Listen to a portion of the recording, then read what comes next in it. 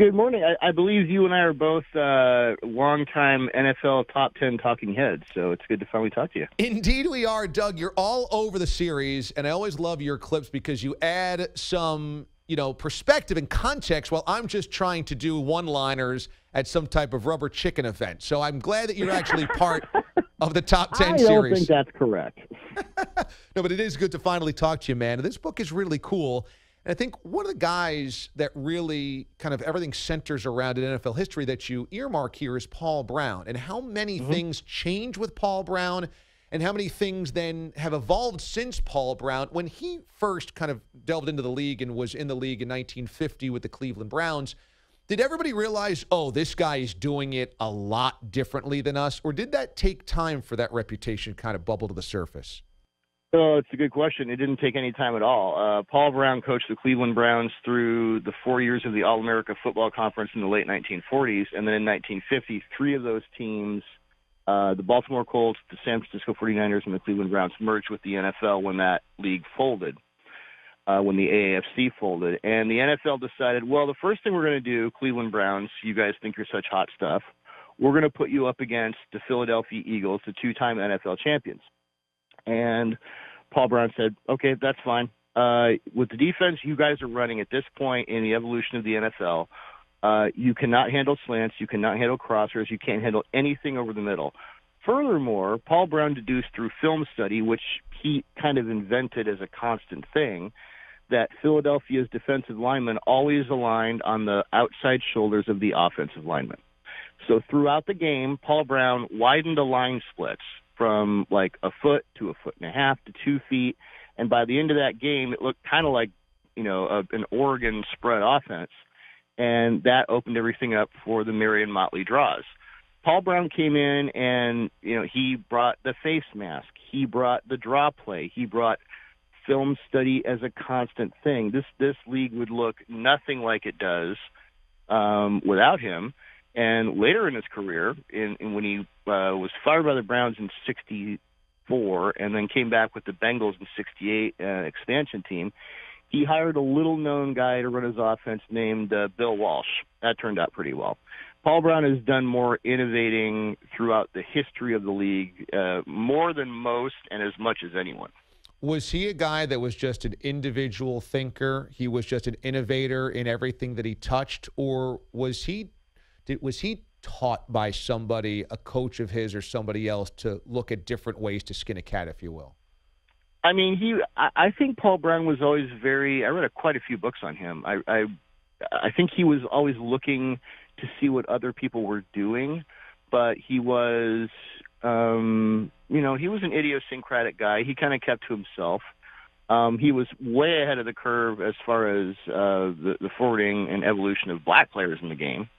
But, he saw the social constructs of things.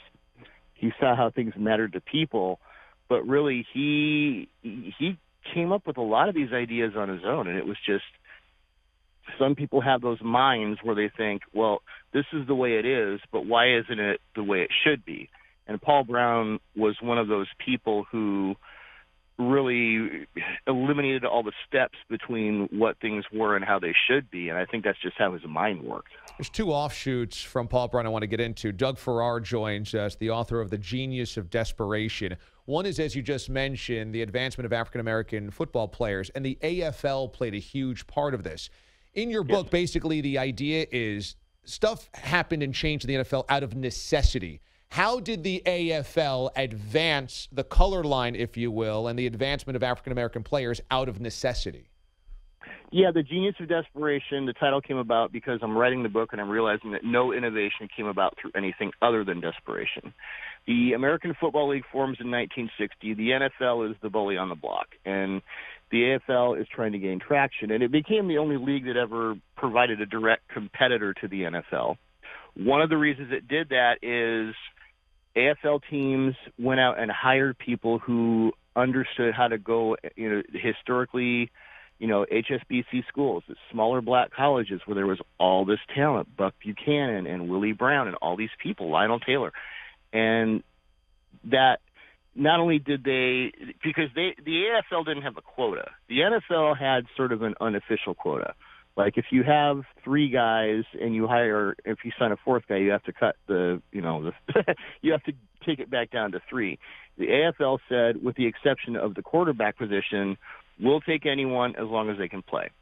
And as it did, I mean, the Yankees in the 1940s and into the 1950s sort of ruled the roost in baseball, but it was the National League that was far more progressive by necessity in signing black players.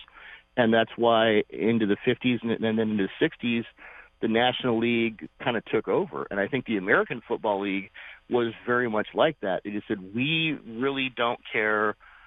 Al Davis would say this all the time. We don't care who you are. We don't care what you look like. We don't care if you paint yourself purple. If you can get out there on Sunday and make it happen, we're fine with it. And that was a big advancement.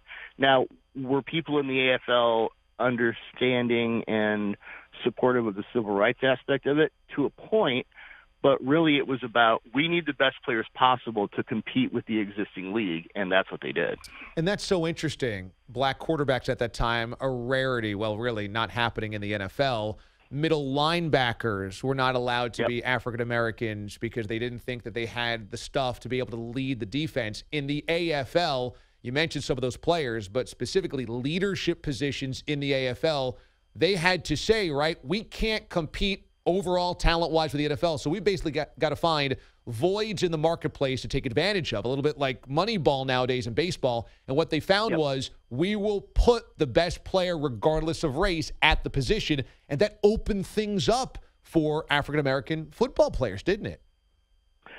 It did at every position but quarterback. The Chiefs kind of broke that log jam at linebacker with Willie Lanier, and other teams did that as well.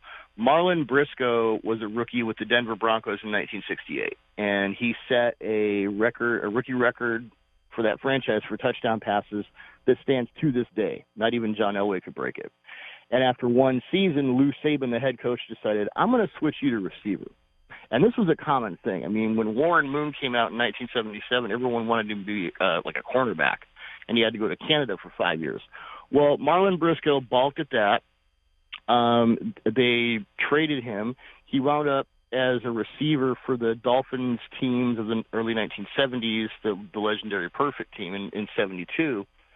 But even at quarterback, and even with the AFL, they were so progressive by necessity at other positions, there was still that particular issue that did not resolve itself until later.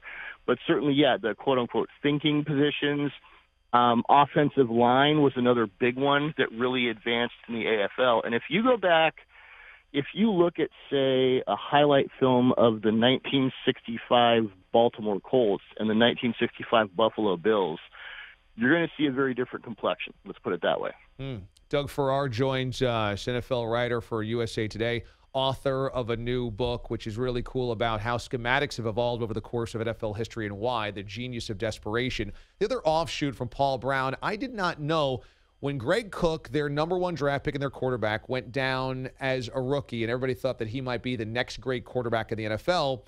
Out of desperation, they did not have their number one draft pick and their quarterback for the ensuing years, and they had to alter the scheme of the offense.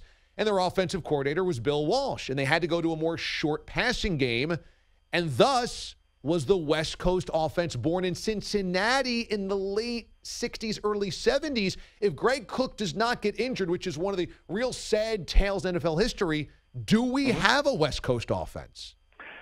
Probably not. Greg Cook taken first overall in the 1969 AFL draft. And Bill Walsh said since, as far as Bill Walsh was concerned, Greg Cosell was the greatest quarterback he'd ever seen. This is a guy who had Steve Young and Joe Montana and Ken Anderson, so there you go.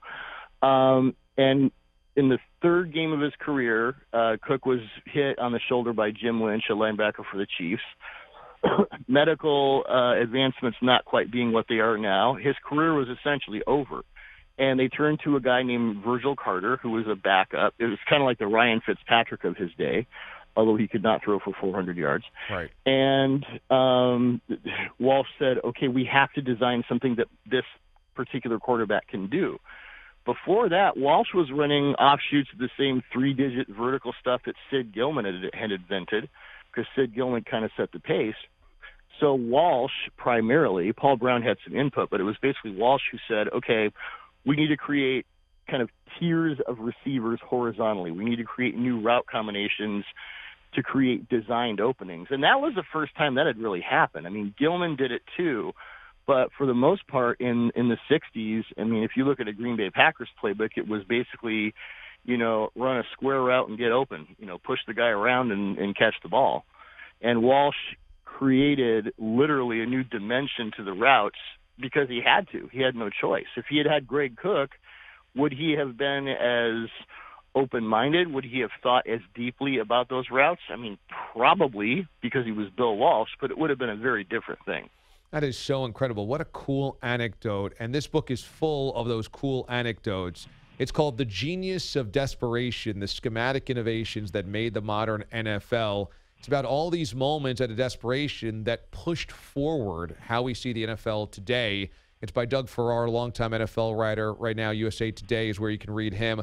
Doug, this is a really cool book, man. I appreciate you taking the time. And the new Top 10 series, NFL Network, just debuted last week. So we get a bunch of new series or new episodes coming out in the series. So we'll look for you there, buddy. And thanks so much for taking time out today.